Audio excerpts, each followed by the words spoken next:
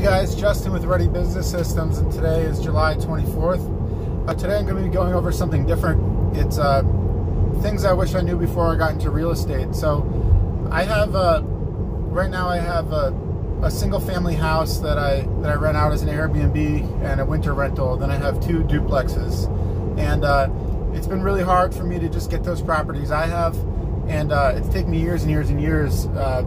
I'm 34 now, and when I was 25, I wanted to start getting into it.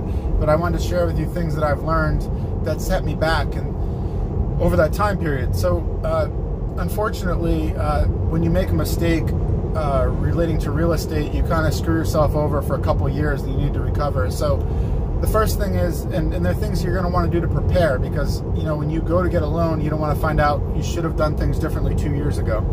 So what I found out is, you need to show income. So on one hand, especially if you have a business and you're self-employed, you have the ability to not show all your income. You have cash come in, you have discretionary expenses, but you want to make sure that you're showing income, because when you go to mortgage, a bank doesn't care. They're not, you know, they're going to want to see what you filed to the government. They're going to look at your tax returns. They're going to see, hey, you know, you didn't make money the past 5 years. We're not going to sell you a house. You can't afford it. You know, this is what we can see.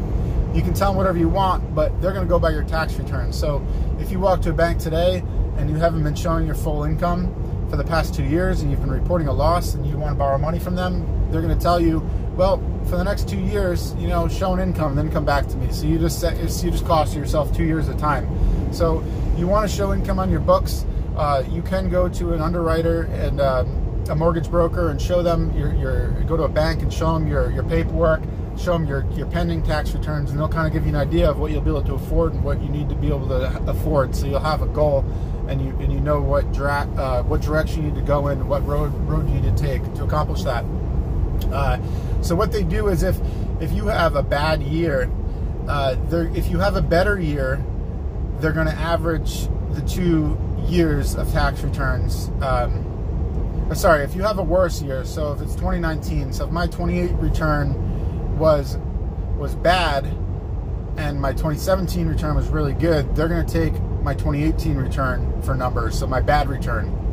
If you had a good year, so say 2017 wasn't very good, 2018 was really good, they're going to average a 2 for your income. So you can see how you can really screw yourself into getting approved for a mortgage.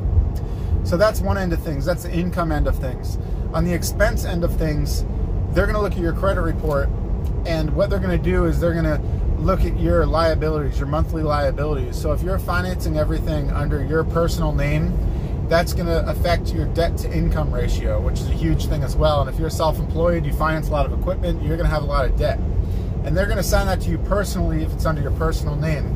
Otherwise, they're going to require 12 months of payments to show that transaction coming from your bank account. So if you buy a new truck that's $850 a month, and you try to get a loan 6 months later, they're going to count that as an expense on your tax return. So that's going to subtract with what you can borrow.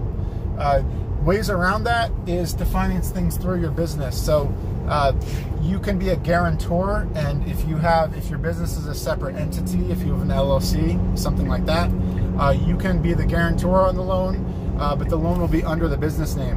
What this does is it'll affect your credit score a little bit. You'll have 2 points. They'll see the inquiry for credit, but they're not going to see the liability. So if you buy a truck and you do an inquiry, you're approved, it's now that $50,000 loan for that truck is now under your business, not under yourself, and they can't see that. So that's good. So they'll only see the inquiry. They're not going to see that liability. So that'll save you 12 months of waiting to get something. So I purchased 2 new trucks this year, and they're both under the business name with myself as a guarantor. This also goes for equipment. I know Yard Card only does personal loans. Sheffield Financing does 0% personal loans, whereas Yard Card, you can do commercial loans that will not show on your credit report. So keep that in mind as well. So, and the last thing, obviously, is keeping track of your credit. I've never had an issue with that, but make sure you're paying your bills on time. There's a free app, Credit Karma. There's different things like that that you can get your credit report, make sure that you're qualified for loans. It's also generally easier if you go to a bank. Don't just take no, go to several lenders. It's only going to affect your credit report once if you go to several lenders, because I know you're shopping around for loans. But generally mortgage brokers are going to be more flexible with their lending terms in terms of getting you approved than our banks. So keep that in mind as well.